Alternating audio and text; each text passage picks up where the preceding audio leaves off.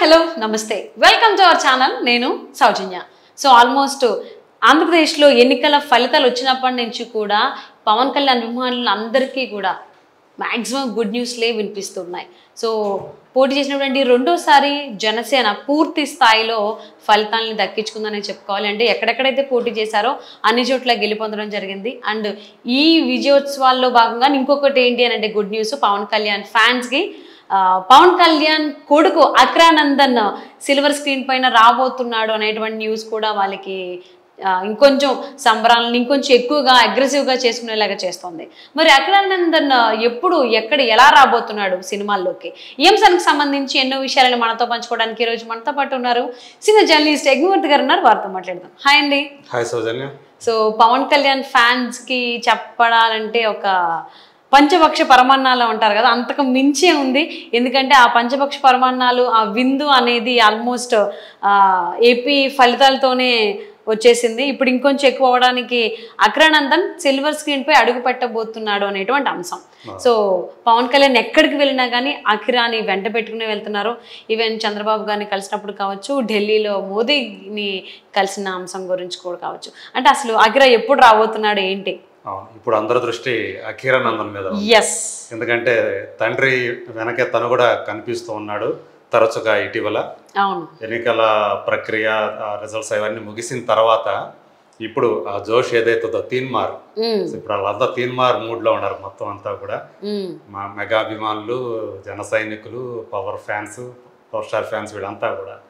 So వాళ్ళలో మరింత జోష్ నింపుతూ సో అఖిరానందన్ కూడా తయారవుతున్నాడు సినిమాల్లోకి ఎంట్రీ ఇవ్వటానికి అని చెప్పేసి. సో తను ఇప్పుడు అంతా కూడా ఫ్యాన్స్ అంతా ఏం చేస్తున్నారంటే అఖిరానందన్ ఇదివరకు చేసినటువంటి కొన్ని ఫీట్స్ ఏవైతే ఉంటాయో ఆ కర్ర తిప్పేవి కానివ్వండి, అలాగే తను పియానో వాయిస్తున్నటువంటి కానివ్వండి, ఇలాంటి వీడియోస్ని కూడా షేర్ చేస్తూ so junior power star loading అని చెప్పేసి సో వాళ్ళందరూ కూడా టైటిల్ కూడా ఇచ్చేసారు జూనియర్ పవర్ స్టార్ అని. రామ్ చరణ్ కి ఏమో మెగా పవర్ స్టార్, అఖిరాకి ఏమో జూనియర్ పవర్ స్టార్. అంటే అక్కడ రామ్ చరణ్ కి వచ్చేటప్పటికి మెగాస్టార్ పవర్ స్టార్ రెండు మిక్స్ చేసి మెగా పవర్ స్టార్ అన్నారు. సో ఇప్పుడు ఈయన జూనియర్ పవర్ స్టార్ అని చెప్పేసి ఈయనకి పవర్ స్టార్ తనయుడిగా చూడు మనకు తెలుసు. సో వాళ్ళ ఫ్యామిలీలోనే హైయెస్ట్ టాల్ పర్సనాలిటీ. అవును, అప్పటి వరకు కూడా యాక్చువల్లీ వరుణ్ తేజ్ అనుకున్నాము, కానీ ఇప్పుడు వరుణ్ తేజ్ మించున్నాడు అక్రానందన్. సో రీసెంట్ గా నిన్న చిరంజీవి గారి కుటుంబం అంతా సంబరాలు చేసుకున్నప్పుడు అక్కడ కూడా సెంటర్ ఆఫ్ అట్రాక్షన్ ఎవరంటే అఖిరానందన్. అతని మీదే ఉంది. సో అతను ప్రస్తుతం తన తండ్రి దగ్గర ఎక్కువగా టైం గడుపుతున్నాడు, తండ్రి చుట్టూ తిరుగుతున్నాడు. సో తండ్రి ఎక్కడికి వెళ్తే తనను కూడా తీసుకుని వెళుతూ ఉన్నాడు. సో అట్లాగే రీసెంట్గా చూసుకుంటే 2 రోజుల క్రితం రేణు దేశాయ్ గారు ఒక వీడియో షేర్ చేశారు. అది తండ్రికి సంబంధించి, అంటే తండ్రి గెలిచిన తర్వాత ఎన్నికల్లో అఖిరానందన్ ఎడిట్ చేసినటువంటి వీడియో అది కూడా పవన్ కళ్యాణ్ ఏదైతే కొన్ని సినిమాలు చేశాడో ఆ సినిమాల్లో ఉన్నటువంటి కొన్ని పవర్ఫుల్ సీన్స్ని ఆయన అన్నీ కూడా ఒక కంపైలేషన్ లాగా తీసుకొచ్చాడు. Michael Jackson background, Michael Jackson సాంగ్ని దానికి బ్యాక్గ్రౌండ్గా పెట్టుకొని అతను ఆ వీడియో చేశాడు. సో అది కూడా అంటే తనలో ఉండే ఎడిటింగ్ స్కిల్స్ కూడా. సో అంటే పవర్ స్టార్ ఎప్పుడైతే తను ఒక రాజకీయాల్లోకి వచ్చిన తర్వాత నేను చీకట్లో నుంచి వస్తున్నానని చెప్పి చెప్తున్నట్టు ఒక పవర్ఫుల్ డైలాగ్ అప్పుడు చెప్పాడు. సో దాన్ని పెట్టుకొని సో అదంతా కూడా ఎడిట్ చేశాడు. సో ఇలా మల్టీ టాలెంటెడ్. మనకు తెలుసు పవన్ కళ్యాణ్ ఒక యాక్టర్ మాత్రమే కాదు, ఒక డైరెక్టర్ కూడా, అంతేకాదు ఒక పొలిటికల్ లీడర్ కూడా. సో మొదటి ప్రయత్నంలో విఫలమైనప్పటికీ కూడా 2019లో పొలిటికల్ సినారియోలో, బట్ సెకండ్ అటెంప్ట్లో సో ఇప్పుడు ఏకంగా తను గెలవటమే కాకుండా తన పార్టీ మొత్తాన్ని కూడా 100% రిజల్ట్ తీసుకొచ్చాడు. అటు 2 ఎంపీ స్థానాలు, ఇటు 21 అసెంబ్లీ స్థానాలు, అన్నిట్లోనూ కూడా తన పార్టీని గెలిపించాడు. సో దాంతో ఒక గేమ్ చేంజర్ అనే పేరు కూడా తెచ్చుకున్నాడు. గేమ్ చేంజర్ అంటున్నాడు, ఇట్లా ఏ ట్యాగ్ కావాలంటే ఆ ట్యాగ్ ఆయనకి, అంటే అన్నిటికీ కూడా ఆయన అర్హుడే అని చెప్పాలి. సో ఒక్కసారిగా దీంతో మొత్తం కూడా ఇప్పటిదాకా పవన్ కళ్యాణ్ గురించి తన రకరకాలుగా అతని వ్యక్తిగత జీవితం గురించి ఎద్దేవా చేసిన వాళ్ళు, ఎగతాళి చేసిన వాళ్ళు ఇప్పుడు అందరూ కూడా సైలెంట్ అయిపోయిన సందర్భం చూస్తున్నాం. అవును. సో వాళ్ళందరికీ కూడా తన ఈ రిజల్ట్ తోటి ఆన్సర్ ఇచ్చేసాడు.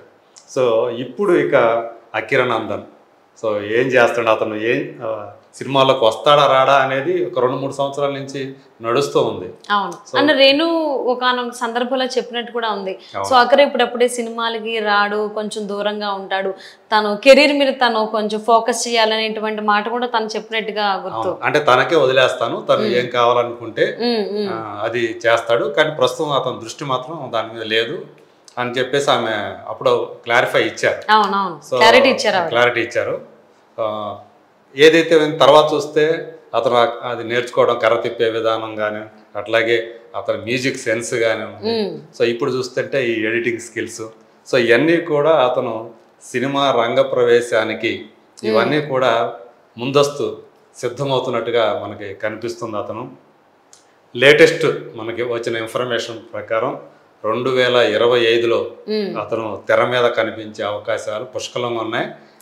అతను అంటే కొన్ని ప్రముఖ నిర్మాణ సంస్థలు, ఒకటి కాదు 2కు మించి అతన్ని పరిచయం చేయాలని చెప్పేసి, తమ సంస్థ ద్వారా పరిచయం చేయాలని చెప్పేసి గుబిళ్ళురుతున్నాయి. సో వాటిలో ఏ సంస్థకి అతన్ని పరిచయం చేసే అవకాశం దక్కుతుందో చూడాలి. సో మనకి ఇప్పుడు ఏవైతే ప్రముఖ నిర్మాణ సంస్థలు ఆల్రెడీ సినిమాలు తీస్తూ ఉన్నాయో, పెద్ద పెద్ద బ్యానర్లు, పెద్ద పెద్ద సినిమాలు తీస్తున్నాయో, ఆ సినిమాల బ్యానర్లే ఇప్పుడు అతనితోటి సినిమా చేయాలని చెప్పేసి ఆల్రెడీ ప్రపోజల్స్ కూడా పవన్ కళ్యాణ్ తోటి పెట్టడం జరిగిందనేది మనకు అందినటువంటి సమాచారం. సో దీంట్లో త్రివిక్రమ్ చేయి కూడా ఉండబోతుందని చెప్పేసి తెలుస్తూ ఉంది. సో మరి త్రివిక్రమ్ స్క్రిప్ట్ త్రివిక్రమ్ అవుతుందా, లేకపోతే తనే డైరెక్ట్ చేస్తాడా అని కూడా వార్తలు వస్తున్నాయి. బట్ తను డైరెక్ట్ చేయకపోయినా, త్రివిక్రమ్ డైరెక్ట్ చేయకపోయినా ఖచ్చితంగా స్క్రిప్ట్ విషయంలో త్రివిక్రమ్ హ్యాండ్ అయితే ఉంటుంది అనేది మాత్రం చాలా బలంగా విశ్వసనీయ వర్గాల ద్వారా మనకి తెలుస్తున్నటువంటి అంశం. సో 2000 అది ఈ సంవత్సరం ఎండింగ్కి మొదలవుతుందా, లేకపోతే వచ్చే సంవత్సరం స్టార్టింగ్లో మొదలవుతుందో తెలియదు, కానీ బట్ 2025లో అతను తెర ముందుకి వచ్చే అవకాశాలు, అది కూడా ఒక లవ్ స్టోరీ తోటి, ఒక అందమైన లవ్ స్టోరీ తోటి అతను. సో మరి అంటే మనకు తెలుసు త్రివిక్రమ్ అలాగే పవన్ కళ్యాణ్ ఎంత దగ్గర స్నేహితులు అందరికీ తెలిసిందే. ఎలాంటి బాండింగ్ ఉందో ఇద్దరికి సంబంధించి మనందరం విన్నాం, చాలాసార్లు చూసాం కూడా.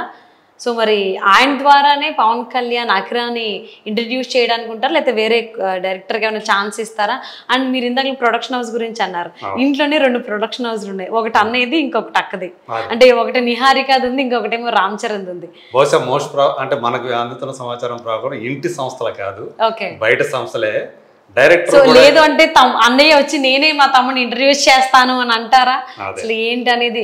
నిహారిక కొంచెం నెక్స్ట్ ఫిలిం కి ఆగినా మేబీ రామ్ చరణ్ అలాంటి మాటలు ఏమైనా అనొచ్చేమో అనేటువంటిది కూడా వినిపిస్తుంది. సో ఇంకా దీనికి సంబంధించి అంటే ఎవరు డైరెక్టరు, ఎవరు ఇంట్రడక్షన్ చేస్తారు ఆయన్ని, అండ్ అలాగే ఏ ప్రొడక్షన్ హౌస్ నుంచి అకిరా ఇంట్రడ్యూస్ అవుతాడు అనేది ఇంకా చాలా చాలా ప్రశ్నలు ఉన్నాయి. వీటన్నిటికీ రాబోయేటువంటి రోజుల్లో సమాధానం వస్తుంది. కాబట్టి చూద్దామండి ఏం జరుగుతుంది, అకిరా ఎలా వస్తాడు, ఎలా రాబోతున్నాడు అనేది, ఎలా ప్లాన్ చేస్తారు పవన్ కళ్యాణ్ అనేది. థ్యాంక్ యూ సో మచ్ అగ్నిమూర్తి గారు.